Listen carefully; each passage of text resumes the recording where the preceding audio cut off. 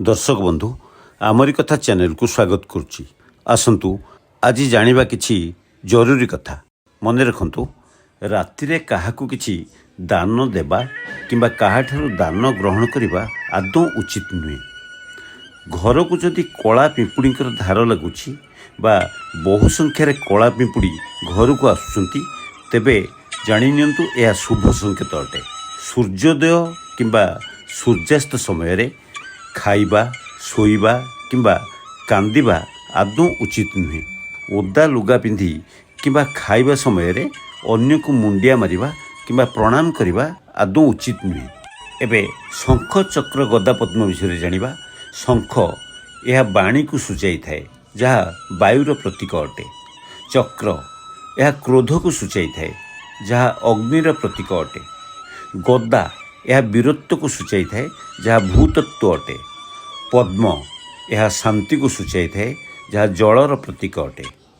क्षमा सबुठेरु अधिक शांति प्रदान करे। अर्थात जड़े भूल करछि आपण ताकू सहृदयतार सहित क्षमा करुचंती देखिबे क्षमा देवा परे केते शांति पाउचंती। विद्या सबुठेरु परम तृप्ति प्रदान करे आउ अहिंसा सबुठेरु अधिक सुख प्रदान करे। आ गोटे कथा मन रखंतु सापर दांतरे माछीर मुंडरे आ बिछार लांजरे विष थाए किंतु दुर्जन लोकर सारा देहरे सारा अंगरे विष भरी थाए। तेणु सेमानंक प्रति सबुबले सतर्क रहिबे। सप्ताह को अति कम रे 4-5 थर व्यायाम कले लिभर सुस्थ रहे। शरीरर विभिन्न अंग को भल रक्त संचालन हुए एवं अन्यान्य रोग मध्य उपशम हुए। तेणु यह बहु प्रकार रोगर प्रतिषेधक भली काम करे। जदि प्रतिदिन आपण व्यायाम करते अंततः सप्ताह को 4-5 थर बहुत प्रकार रोगरू उपशम मिले एवं प्रिभेंटिव बा प्रतिषेधक भली मध्य काम करे। आ गोटे कथा मन रखंतु मलमूत्रर बेग जोर थिले खाद्य खाइबा अनुचित। शोइबा घरे जदि अईठा बासन रखुचंती तेबे यह आदौ भल नुहे। शोइबा घरे अईठा बासन रखिले घरर विशेषकर महिला मानकर स्वास्थ्य खराब हुए और स्वास्थ्य समस्या देखा देवार संभावना थाए। दुई हाथरे मुंड कुंडेइबा, दांतरे केश छिंडेइबा बा नखरे केश छिंडेइबा ये सब भल लक्षण नुहे। तेणु यह करंतुनी।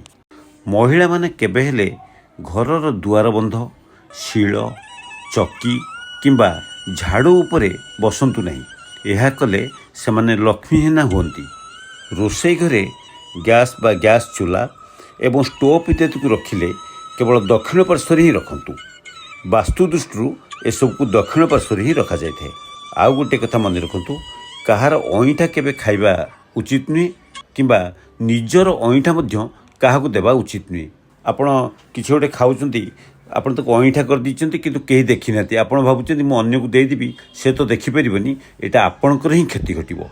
आ गोटे कथा मन रखंतु घरर इलेक्ट्रोनिक्स उपकरण बा सामग्री यथा TV, fridge, computer, laptop, inverter ये सब को दक्षिण पूर्व रे रखिबा उचित। प्रतिदिन सोइबा पूर्व 1 ग्लास उषुम थिबा लुण पानी रे गर्गलिंग करंतु बा 1 चामच महू सेवन करंतु। यह द्वारा गଳାର शिरा प्रशिरा एक्टिव होइथाय बा चलचंचल होइथाय एवं घुंगुड़ीरू मध्य मुक्ति मिले। आ मन रखंतु समस्ते जेतेबेले सोई पड़िथिबे बा समस्ते सोईथिबा समय रे आपण एकाकी जाग्रत रुहंतु नहीं। पिता, माता, अग्नि, आत्मा और गुरु एमानंकु अति यत्न सहकारे सेवा करिबा उचित। निजे दोषी होई अन्य को जे दोष दिए से ही सबुठारु बड़ मूर्ख अटे। नियमित प्रार्थना करिबा द्वारा मन भितरे सकारात्मक शक्ति सृष्टि हुए। शरीर एवं मन सुस्थ रहे। आजिकाली अनियमित जीवनशैली विभिन्न रोगर कारण पलटि जाइछि। प्रतिदिन प्रार्थना करिबा द्वारा यही समस्या दूर होइथाय। आपण जानिचंदी मंत्र, संगीत, स्पर्श और प्रार्थना को चिकित्सा शास्त्र रे नोएटिक थेरापी कहा जाए। यार बहुत प्रभाव अच्छी। भिडियोटी भल लगी कमेंट बॉक्स में निश्चय मतामत देवे और चैनल टी को सब्सक्राइब करिया सहित दयाकोरी लाइक और शेयर करेंगे। रोची धन्यवाद।